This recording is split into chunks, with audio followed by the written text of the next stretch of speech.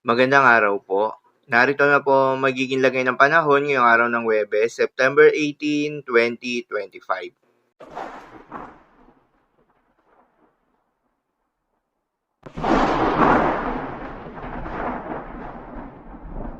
Sa kasalukuyan at ayon sa pag-asa, matapos mag-landfall at baybayin ang ating kalupaan, napanatili ni Bagyong Mirasol yung lakas nito at ngayon nga ay nasa coastal waters na ito ng Ilocos Norte.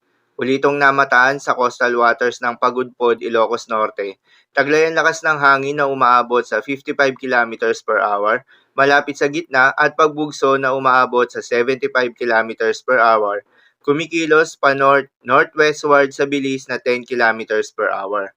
At dahil pa rin nga sa bagyong Mirasol, may nakataas pa rin na tropical cyclone wind signal number 1 sa bahagi ng Batanes, Cagayan, kabilang ng Babuyan Islands, northern portion ng Isabela, Apayao, Abra, Kalinga, Mountain Province, eastern and northern portion ng Ifugao, Ilocos Norte, at northern at central portion ng Ilocos.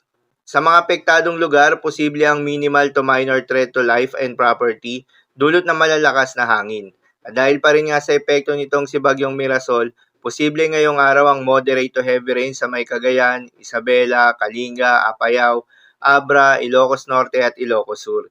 Muli sa mga apektadong lugar, ingat sa mga posibleng banta ng pagbaha at pagguho ng lupa, lalong-lalo na sa mga lugar na inuulan na noong mga nakaraang araw pa.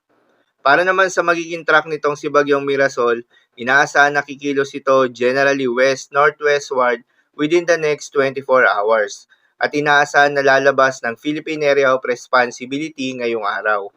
Maliban nga sa bagyong ito, may panibagong bagyo na nakapasok ng Philippine Area of Responsibility kagabi ng alas 8 ng gabi na binigyan ng local name na Bagyong Nando. Ito yung low pressure area na nasa may silangan ng ating bansa.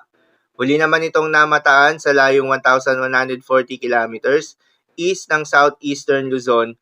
Taglay ang lakas ng hangin na umaabot sa 55 kilometers per hour malapit sa gitna at pagbugso na umaabot sa 70 kilometers per hour, kumikilos west-northwestward sa bilis na 15 kilometers per hour. Sa ngayon ay wala itong direktang epekto sa anumang bahagi ng ating bansa, ngunit asahan ang mabilis na paglakas nito habang nasa Philippine Sea na inaasahan na aabot sa typhoon category pagsapit ng Sabado. Dahil sa mabilis na paglakas nito, hindi rin inaalis ang posibilidad na lumakas ito bilang isang super typhoon category.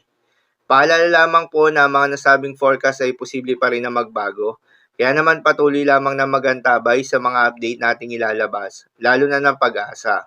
Para naman sa magiging lagay ng mga dagat baybayin ayon sa pag-asa ay hindi mo na pinapahintulutan na maglayag yung mga kababayan nating mangingisda at yung may mga maliliit na sasakyang pandagat sa mga seaboards ng Batanes, Babuyan Islands, mainland Cagayan, Isabela, Ilocos Norte at Ilocos Sur. Dahil sa nakataas pa rin yung tropical cyclone wind signal number 1 sa bahagi ng northern Luzon. So yun lamang po para sa lagay ng panahon ngayong araw ng Huwebes. Keep safe everyone.